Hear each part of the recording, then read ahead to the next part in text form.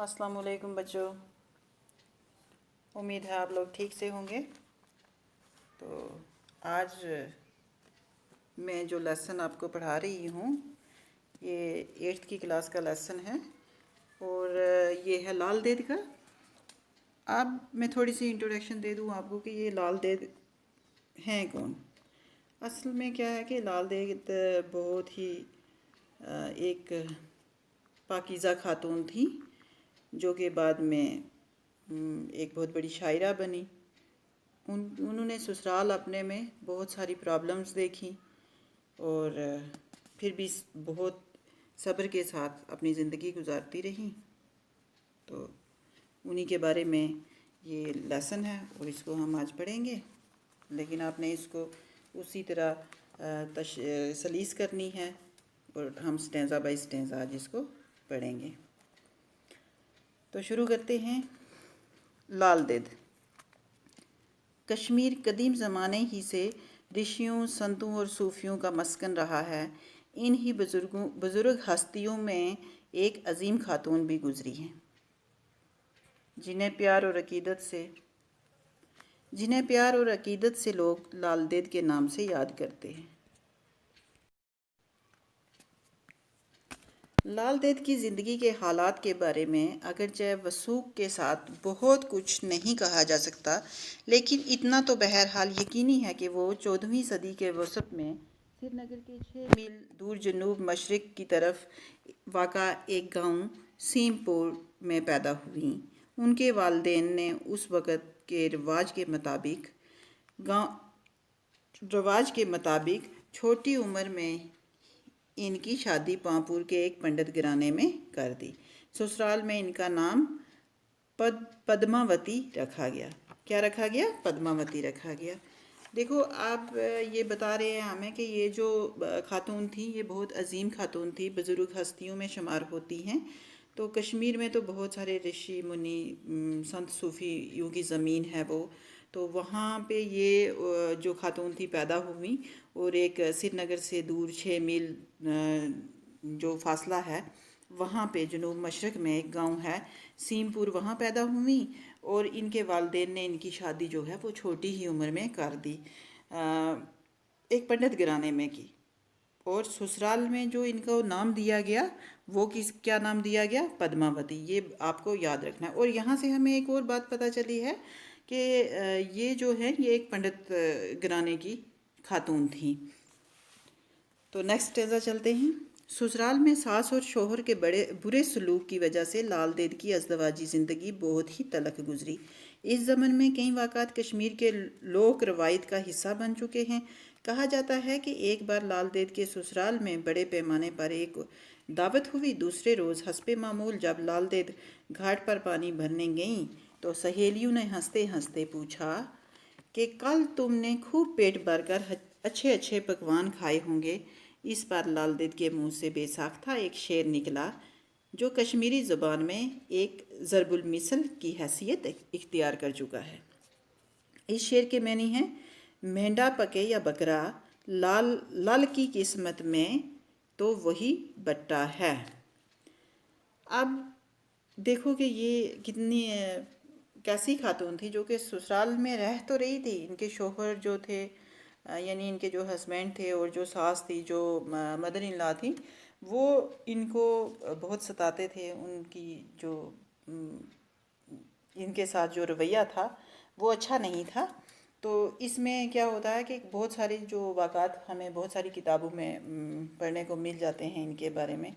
तो एक बार कहा जाता है कि इनके घर में दावत थी किसी को, तो दूसरे दिन दावत के दूसरे दिन जब वो हमेशा पानी जाते, हमारे गांव में यहाँ होता है लोग बावलियों चश्मों से पानी लाते हैं, तो वो भी वहाँ घाट पर पानी लाने के लिए गईं और वहाँ उनकी जो सहेलियाँ डेली रूटीन में उनको मिलती थी तो वो मिली और उन्होंने कहा कि कल तो आपके घर में दावत थी तो आपको अच्छे अच्छे पकवान पके होंगे और आपने अच्छे से खाए होंगे। तो लेकिन लाल देद के मुंह से एक बेदम मतलब एकदम से एक जुमला निकल गया। तो क्या जुमला निकला? एक शेर निकला। मतलब एक शेर उन्होंने बोल दिया और जिस शेर का मतलब क्या है कि मेंढा पके या बकरा, लाल की किस्मत में تو وہی بٹا ہے۔ اب یہ بٹے کا کیا مسئلہ ہے، ہم یہ آگے بڑھتے ہیں۔ کہتا ہے لال دید کی ساس کھانا پروستے وقت ان کے برتن میں ایک بٹا رکھتی تھی تاکہ دیکھنے میں چاول کا برتن خوب بھرا ہوا لگے، لیکن دید نہایت صابر تھیں، وہ چاول کھا کر بھٹا دھو کر ایک طرف رکھ دیتی تھیں تاکہ ان کی ساس کو دوسرا پتھر ڈھونڈنے کی زحمت نہ اٹھانا پڑے۔ کسی طرح سے لال دید کا یہ شعر ان کے سسر کے کانوں تک بھی پہنچا تو انہوں نے اس کی تحقیق کی اور لال دید کا بیان صحیح ثابت ہوا۔ لال دید نہایت صبر سے سسرال والوں کی زیادتیاں برداشت کرتی رہیں، لیکن آخرکار ان کے صبر کا پیمانہ لبریز ہو گیا اور انہوں نے گھریلو زندگی کو خیر باد کہا اور ایک مست قلندر کی طرح جگہ جگہ گھومنے لگیں۔ اب دیکھو، کہتے ہیں کہ لال دید نے جو وہ شعر کہا تو اس شعر میں اس نے یہی کہا کہ وہ لال کی قسمت میں جو ہے وہ صرف ایک بٹا ہے۔ تو اب ہوتا کیا تھا، جب بھی ان کی جو ساس تھی وہ کھانا جب ڈالتی تھی ان کو برتن میں تو نیچے میں ایک پتھر رکھ دیتی تھی۔ بٹا کیا ہوتا ہے، ایک پتھر ہوتا ہے، تو وہ پتھر رکھ دیتی تھیں۔ اور لال دید جو تھیں وہ اتنی صابر تھیں کہ وہ جب کھانا کھاتی تھی، کھانا کھا کے تو وہ پتھر پھر وہ دھو کے ایک طرف رکھ دیتی تھی سنبھال کے، تاکہ ان کی ساس کو کوئی زحمت نہ اٹھانی پڑے دوبارہ نیا پتھر ڈھونڈنے کی، تو وہ پھر وہ پتھر دھو کے رکھ دیتی تھیں۔ اب یہ جو شعر انہوں نے وہاں بولا وہ کہیں سے بات چلتے چلتے جو لال دید کے سسر تھے ان کے کانوں تک بھی پہنچی، تو انہوں نے جب گھر میں اس بات کی تفتیش کی، اس بات کہ کیا واقعی میرے گھر میں یہ سب ہو رہا ہے، تو معلوم پڑا کہ واقعی یہ بات سچ ہے کہ یہاں پہ یہ ہو رہا ہے۔ تو یہ اتنی ساری زیادتیاں ان کے ساتھ ہو رہی تھی، لیکن پھر بھی کیا ہوا کہ لال دید نے کیا کیا، صبر سے برداشت کرتی رہیں وہ زیادتیاں، لیکن پھر ایک وقت ایسا آتا ہے انسان پہ جب انسان کا جو صبر کا پیمانہ ہوتا ہے نا وہ ٹوٹ جاتا ہے۔ تو وہ صبر کا پیمانہ لال دید کا بھی ٹوٹ گیا اور انہوں نے آخرکار اپنے گھر کی زندگی جو ہے، جو گھریلو زندگی ہے، اس کو اب انہوں نے خیر باد کہہ دیا، انہوں نے چھوڑ دیا اور وہ ایک مست قلندر کی طرح، ایک ایسے مست آدمی کی طرح، ایک ایسے کہ جس کو کسی کا کوئی ہوش نہیں ہوتا، اس طرح جگہ جگہ گھومنے لگی۔ چلو نیکسٹ پڑھتے ہیں۔ ایک بار وہ نیم برہنہ حالت میں کہیں جا رہی تھیں کہ کہیں دور سے حضرت امیر کبیر میر سید علی ہمدانی آتے ہوئے دکھائی دیے۔ لال دید کو اس حالت میں حضرت امیر کا سامنا کرنے میں شرم محسوس ہوئی۔ وہ کہیں چھپ جانا چاہتی تھی، لیکن جب آس پاس میں چھپنے کی کوئی جگہ نہ ملی تو ایک نان بائی کی دکان میں دہکتے ہوئے تنور میں کود پڑی۔ بیچارے نان بائی کی تو ہوش ہی اڑ گئے۔ تھوڑی ہی دیر میں جب تنور کا ڈھکن اٹھا لیا گیا تو یہ دیکھ کر سب حیران ہوئے کہ لال دید ایک خوبصورت لباس پہن کر تندور سے برآمد ہوئی۔ اب دیکھو کہ کتنی کیسی عورت تھیں وہ، اللہ کی پیاری عورت تھیں کہ جن کو جو سوچتی تھیں کہ دنیا میں کوئی آدمی تو بہت چلتے ہیں لیکن انسان جو ہیں ان کی نظر میں کوئی انسان تھا ہی نہیں۔ ان کے ساتھ ایسا ہوا تھا کہ وہ اتنا صبر کر کے اللہ کی پیاری ہو گئی تھی کہ ان کو کوئی لگتا ہی نہیں تھا کہ کوئی انسان ہے۔ لیکن کہا جاتا ہے کہ ایک دن جو راستے میں کیا ہوا کہ کشمیر کے جو میر سید علی ہمدانی رحمۃ اللہ علیہ السلام ہیں وہ انہیں راستے سے آتے ہوئے دکھائی دیے، تو لال دید کی ایسی حالت ہوئی کہ وہ ان کو شرم آ گئی، کہ ان کو لگا کہ واقعی یہاں کوئی انسان بھی رہتا ہے، اور وہ ان کو انسان سمجھ کے اب وہ تھی کیا، مطلب نیم برہنہ تھی، ان کے جو تھوڑے کپڑے جو تھے وہ پھٹے ہوئے تھے، جس کو ہم کہہ سکتے ہیں کہ آدھا ننگا۔ تو ایسی مطلب عورتوں کے لیے، مردوں کے لیے تو یہ کوئی بڑی بات نہیں ہوتی، لیکن عورتوں کے لیے ایک بہت شرمناک بات ہوتی ہے۔ تو اس پر ان کو شرم محسوس ہوئی اور اسی شرم کی وجہ سے نا وہ کہیں چھپ جانا چاہتی تھیں، لیکن ان کو کوئی جگہ نہیں ملی چھپنے کی۔ تو انہوں نے پاس میں ہی ایک نان بائی کیا ہوتا ہے جس کو آپ لوگ کیا کہتے ہیں، کاندرا کہتے ہیں، یعنی جو روٹیاں بناتا ہے، تو اس کے تندور۔ اب تندور کیا ہوتا ہے، تندور وہ جس میں ہم روٹیاں لگاتے ہیں، آپ دیکھتے ہو کہ گاؤں میں اکثر تندور میں روٹیاں لگائی جاتی ہیں، تو وہ نان بائی کے تندور میں ان نے چھلانگ لگائی، وہ تندور جب کہ جل رہا تھا اور ان نے چھلانگ لگائی اور اس پر اس میں کود گئی اور چھپ گئی کہ کیا ہو رہا ہے کہ سید علی रहमत आ रहे हैं, सईद अली हमदानी रहमत आ रहे हैं, तो वो छुप गई। लेकिन नान भाई बेचारे के तो होश उड़ गए, तो उन्होंने तो सोचा कि जल गई औरत।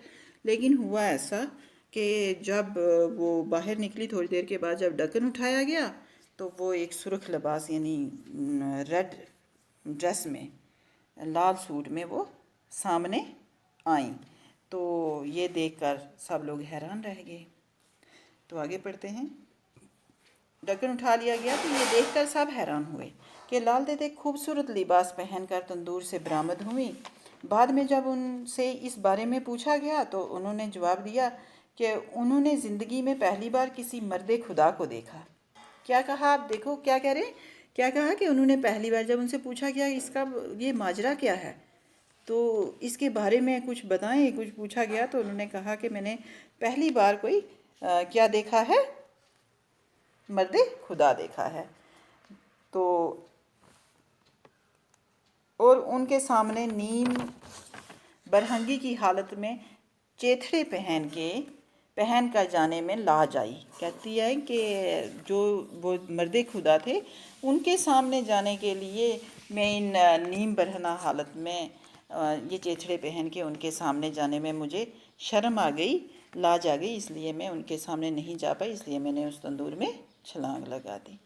लाल देद इस वाक़ा के बाद कई बार हज़रत अमीर से मिली और इनके अलावा हज़रत शेख नूरुद्दीन रहमतुल्लाह से भी मिली हैं। ये दोनों बुज़ुर्ग लाल देद की रूहानी मर्तबे से मुतासिर थे। अब ये जो दो बुज़ुर्ग, एक तो हज़रत सईद अली हमदानी और दूसरे हज़रत शेख नूरुद्दीन रहमतुल्लाह जो थे, ये दोनों बुज़ुर्ग जो थे ये लाल देद की रूहानी जो मर्तबा था उनका उससे मुतासर थे। कहते हैं कि जब हज़रत शेख नूरुद्दीन रहमतुल्लाह पैदा हुए तो उन्होंने अपनी माँ का दूध नहीं पिया। अब नया स्टेजा हमने स्टार्ट किया, तो क्या क्या बता रहे हैं कि जब शेख नूरुद्दीन पैदा हुए तो उन्होंने अपनी माँ का दूध नहीं पिया। इसी असना में लाल देद का गुज़र वहाँ से हुआ। अब वो दूध नहीं पी रहे थे तो उधर से किसका गुज़र हुआ, लाल देद साहिबा का गुज़र हुआ। हज़रत शेख की वालदा इनसे मिली और अपनी परेशानी का जिक्र किया। लाल देद ने बच्चे को गोद में लिया और उससे कहा, ए नन्हे दुनिया में आते हुए तुम्हें लाज ना आई, तो अब दूध पीने में कैसी शर्म। तो ये कहकर लाल देद ने नन्हे शेख को अपने सीने से लगाकर उन्हें अपना दूध पिलाया। अब देखें कि जो शेख नूरुद्दीन रहमतुल्लाह अलैह थे, यहाँ पे एक चीज़ और नज़र आई है कि जो हमारे यहाँ हिंदू मुसलमान का मसला चलता है उसमें भी देखो कितना ये है कि अब ये जो लाल देद जो खातून थी, पीछे हमने पढ़ा कि हमें मालूम पड़ा इनकी शादी जो है वो पंडित ख़ानदान में हुई, तो यहाँ से पता चलता है कि ये हिंदू फैमिली से बिलोंग करती थी।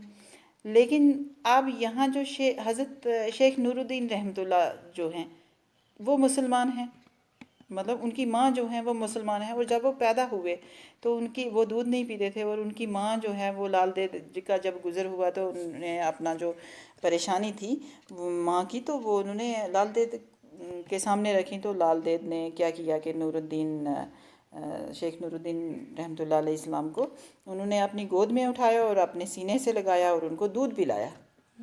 देखो कि एक हिंदू खातून थी वो, और उन्होंने एक मुसलमान बच्चे को दूध पिलाया है।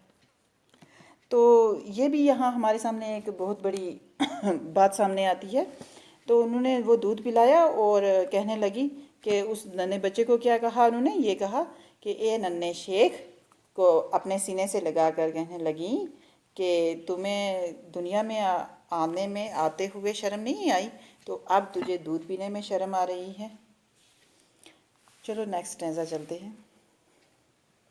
लाल देद एक फितरी शायरा थी। लाल देद क्या थी, एक फितरी शायरा थी।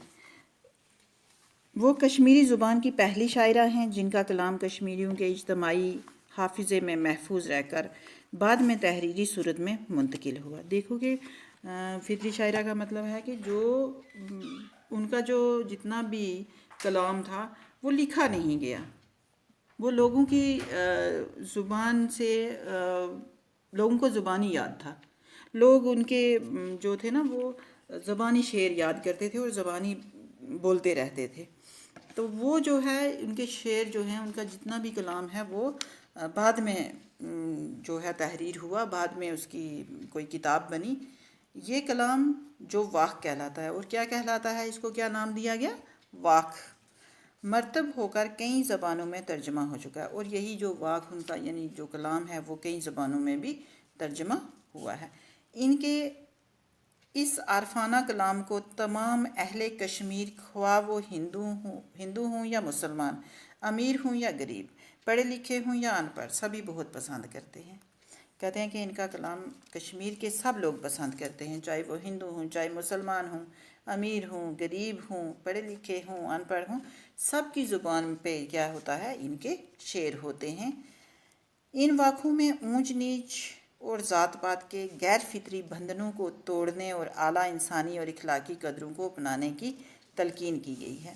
اب دیکھو انہوں نے بھی ہمیں وہی بتایا کہ کوئی پراپرلی کوئی ہندو کے لیے نہیں ہے یا پراپرلی مسلمانوں کے لیے نہیں ہے، بلکہ ان کی جو شاعری ہے وہ سب کے لیے ہے، اس میں کوئی اونچ نیچ نہیں ہے، کوئی ذات پات کا بندھن نہیں ہے، وہ اونچے انسانوں کے لیے بھی ہے اور چھوٹے لوگوں کے لیے بھی ہے۔ اخلاقی قدریں اس میں پائی جاتی ہیں، یعنی ایک دوسرے سے محبت سے رہنا، ایسی چیزیں ان کے کلام میں پائی جاتی ہیں۔ 600 سال سے زیادہ مدت گزرنے کے باوجود بھی ان کے کلام کی مقبولیت میں کوئی کمی واقع نہیں ہوئی ہے۔ یعنی دیکھو ان کے کلام کو 6 سال ہو گئے ہیں، 600 سال ہو گئے ہیں، اور 600 سال گزرنے کے بعد بھی جو ہے وہ 600 سال گزرنے کے بعد بھی آج بھی ان کا جو یہ کلام ہے، جو ان کی شاعری ہے، وہ آج بھی مشہور اور مقبول ہے۔ ان 600 برسوں میں کشمیری زبان میں بڑی تبدیلیاں آئی ہیں۔ بہت سے لفظ یا تو متروک ہو گئے ہیں یا ان کی صورت بدل گئی ہے۔ بہت سارے نئے الفاظ زبان میں داخل ہوئے ہیں، چنانچہ لال دید کے کلام میں پائے جانے والے بہت سے الفاظ اب عام کشمیری بولنے والے کی سمجھ میں نہیں آتے۔ دیکھو کہتے ہیں کہ کشمیری زبان جو ہے، ہر زبان میں تبدیلیاں آتی ہیں، تو کشمیری زبان میں بھی نیچرلی ہے کہ بہت ساری تبدیلیاں آ گئیں۔ آج کے دور کی کشمیری زبان اور اس دور کی کشمیری زبان میں بڑا فرق پڑ گیا ہے، تو بہت سارے لفظ تو جو ہیں وہ ختم کر دیے گئے ہیں، اور بہت سارے لفظ جو ہیں وہ نئے آ گئے ہیں، اور ہو سکتا ہے تب مشکل لفظ جو تھے وہ آتے تھے، اور آج جو ہے کچھ آسان لفظ آ گئے ہیں، تو اسی وجہ سے یہ بھی ہو سکتا ہے کہ لوگوں کو جو آج وہ لفظ ہیں وہ پورے نہیں سمجھ میں آ رہے ہیں، وہ پوری جو ان کے کلام ہے وہ پورا سمجھ میں نہیں آتا ہے۔ لیکن پھر بھی لال دید کے بہت سارے شعر اور مصرے اب بھی کشمیری زبان میں محاوروں اور ضرب المثال کے طور پر استعمال ہوتے ہیں۔ یہ لال دید اور ان کے کلام کی مقبولیت کا ایک بین ثبوت ہے۔ اب یہی ثبوت ہے کہ یہ جو اس وقت اتنے جو محاورے تھے، اس وقت جو محاورے تھے اور یہ جتنا بھی تھا، یہ سب ان کے کلام میں آج بھی جو ہے، ان کے کلام میں جو تھا وہ آج بھی جو ہے وہ ہمیں محاوروں میں ملتا ہے۔ لال دید کو مسلمان للہ عارفہ اور ہندو لل ایشوری کے ناموں سے یاد کرتے ہیں۔